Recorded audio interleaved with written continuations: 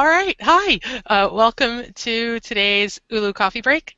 Today we're going to be doing Instagram in the public library with Laura and Annalise from the Henrietta Public Library. So I'm going to just hand this right over to them and turn my camera off. All right, hi guys, I'm Annalise. I'm Laura. And we are two children's librarians at the Henrietta Public Library. We're located in upstate New York, right outside of Rochester. It's a medium-sized suburb with a really diverse community. We have a ton of immigrant families, we have elderly people, we have working families and stay-at-home moms, and we're really close to RIT, so we have a ton of college students coming in as well. And we wanted to talk to you guys today about our Instagram account that we have here at HPL and how you can use it in your own library to benefit your population. So let's get started.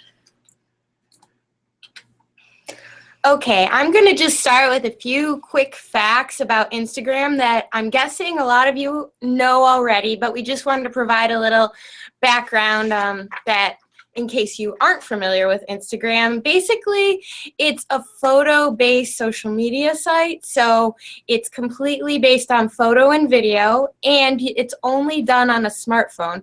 You can view it on a regular internet browser, but for the most part, you're going to add your submissions on a smart device.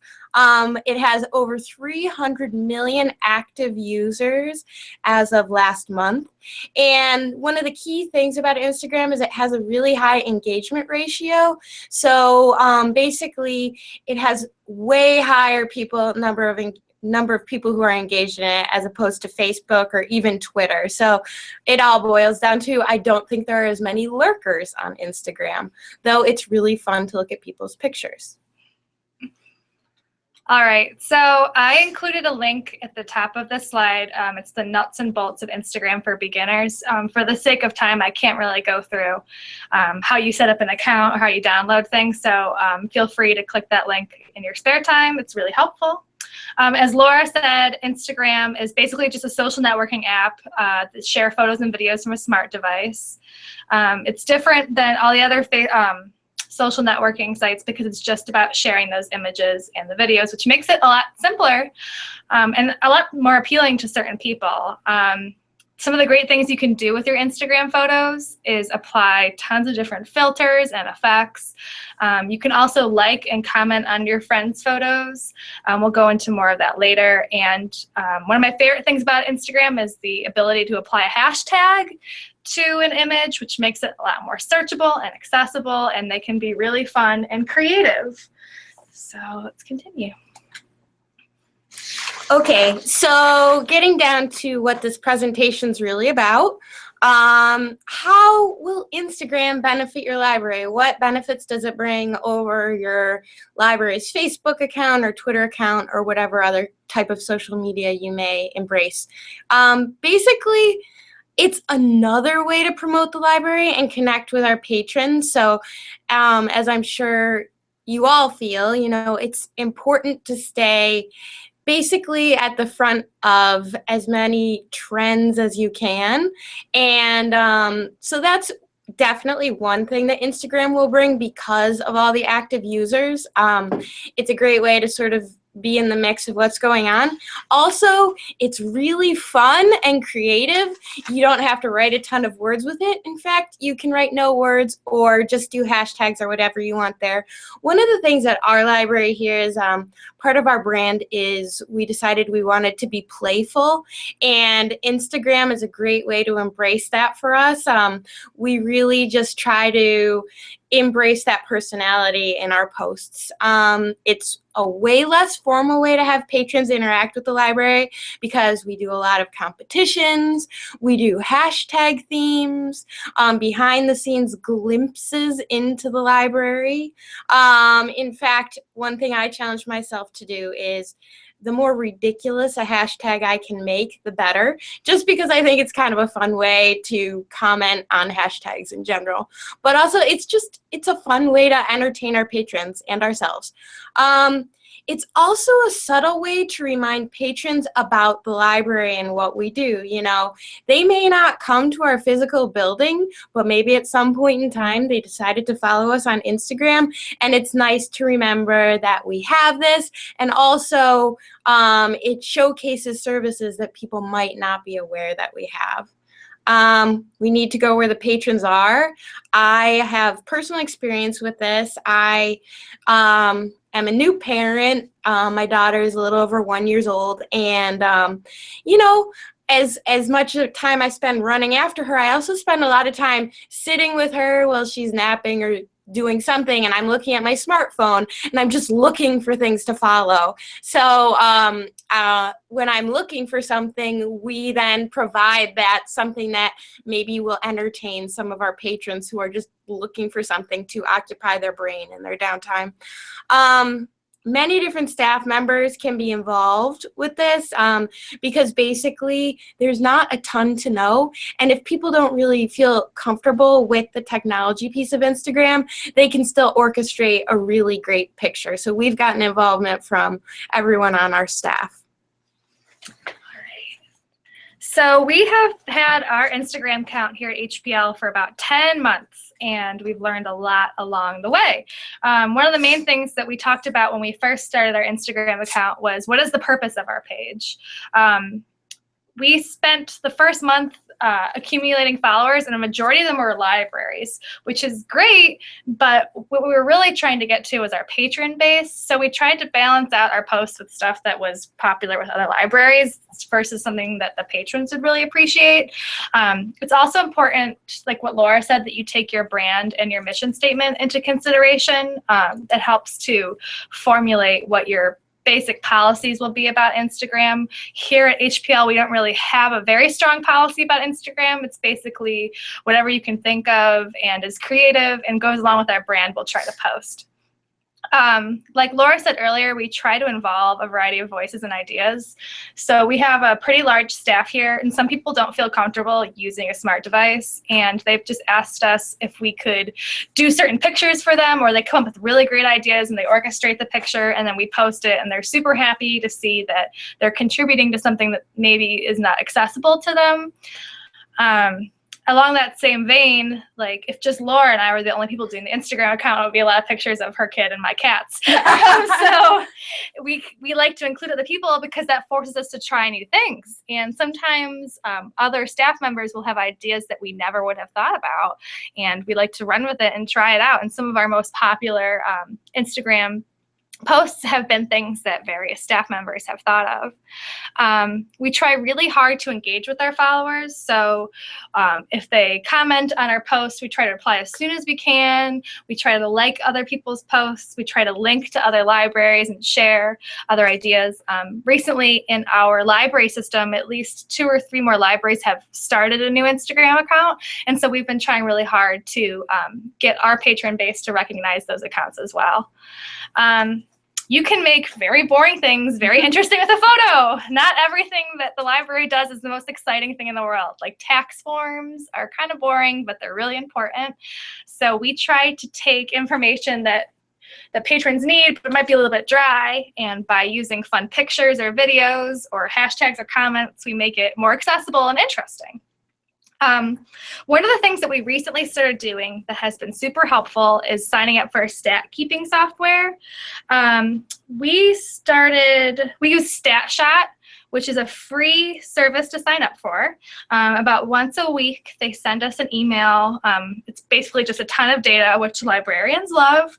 It measures the number of followers we have, the potential reach we have with our posts, engagement that we've had, and likes, and then it gives us the statistics of how much it's gone up or down, and it helps us to keep track of what's popular, what's not, and how to keep our patron base engaged. When we first started our Instagram account, I was pretty hesitant to set any goals for followers because I was convinced no one was going to follow us.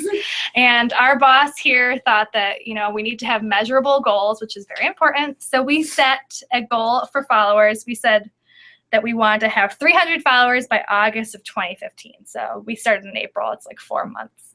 At first, I didn't think it was going to happen. We achieved that goal, which made us feel really good. And it forced us to try to think of new and creative ways to keep reaching our goals. So I think right now we have over 500 followers, which is really exciting. And we try to encourage people to join every day by having competitions. Like if you follow us, you get entered into a raffle for adult coloring books, or we've had gift wrapping bags. It's just a lot of really cool stuff. Hashtags rule. Just for those who aren't familiar with hashtags, they basically work as like an indexing link. So you take the pound symbol, you put it before a word, and that creates a link to all other pictures that might have that word. So if I took a picture of a book and then put hashtag book, if you clicked that link, you could see every other picture that was tagged book. Just a rule to follow, no more than 5 hashtags per post. If any of you are familiar with Instagram and use it now, you know those people who post like over 30 hashtags. It's really obnoxious. So with just those 5 per post, try to make them count.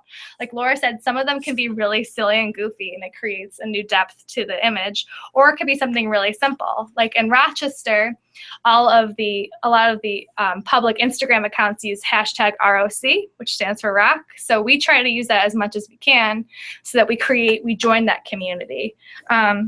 Just some things to keep in mind when you're using hashtags. Try to be as specific as you can. Like let's say you're taking a picture of the Harry Potter book. Don't just hashtag book, do hashtag Harry Potter, hashtag JK Rowling. Try to be observant of what other hashtags people are using. Like I never thought to use library love, but a lot of libraries use that one. That's a pretty popular hashtag. And we found that by like essentially stalking other library Instagram accounts.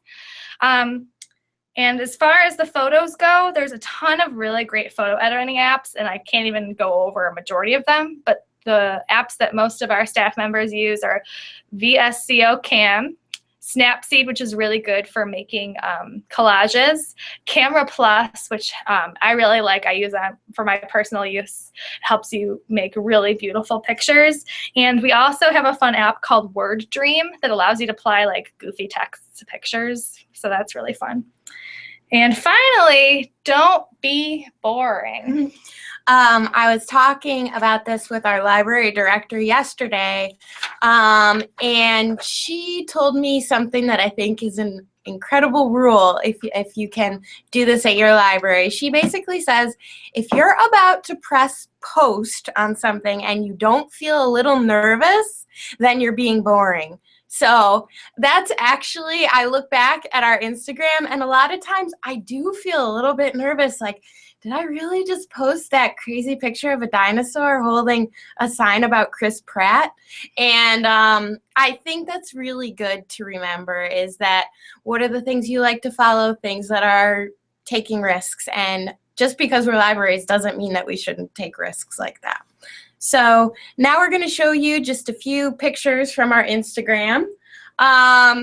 In the month of November, we did something that was actually an idea of one of our staff members called Dinovember. So all during November, we posted pictures of 2 of these dinosaurs that you see featured in this picture, along with a lot of other dinosaurs we had living here for the month, doing various ridiculous things. The reason why we're showing you this picture is because it not only showcases the dinosaurs and their really relevant feelings about Chris Pratt, but also it's a giveaway that Annalise mentioned before. Basically, it's a great way to get more followers, is if you want to give away something desirable like this Jurassic World DVD. It's a great way to get more followers on Instagram and Facebook. Also, just wanted to show some of the hashtags that we tend to use. Maybe Dinovember 2015 was super helpful for us because it helped us catalog our pictures. We do also tag everything with Henrietta Public Library. And then I just tried to make myself laugh with We Love Chris Pratt. All right, here's the next one. Annalise, I'm going to let you drive this one. Okay, so at the Henrietta Public Library, about twice a year, we get costumes. We rent costumes for programs, and we have a lot of fun, like goofing off in them. And we thought a really great way to promote our costume program would be to make a series of videos featuring Elephant and Piggy, the famous Mo Willems characters. And this is an example of a video that we made using Elephant and Piggy. So let's just hope it works. All right.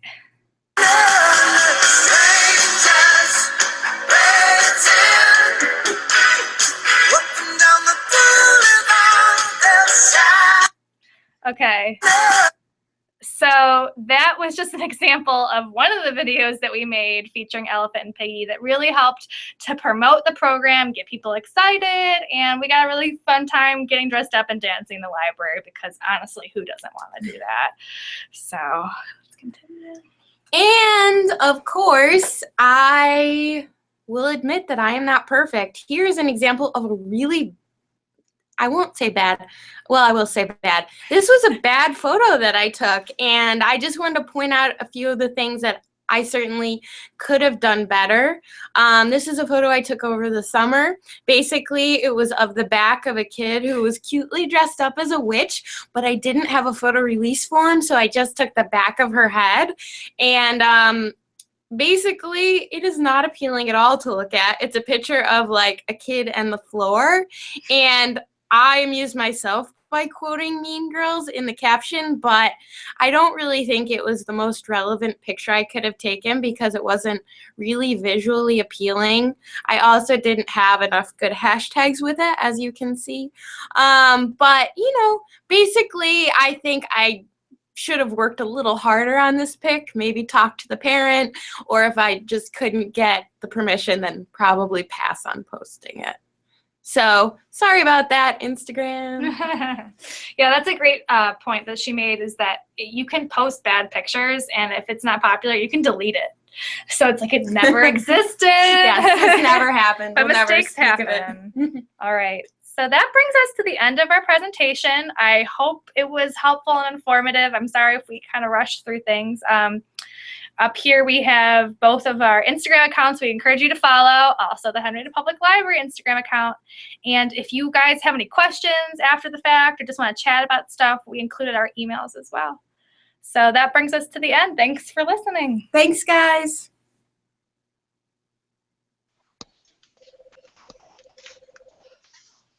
Awesome. So thank you all for hanging out. If you want to subscribe, you can click the button underneath. And there's also a link for Ulu donations if you want to do that. We'll see you in 2 weeks for the next coffee break. Thanks a lot. Bye.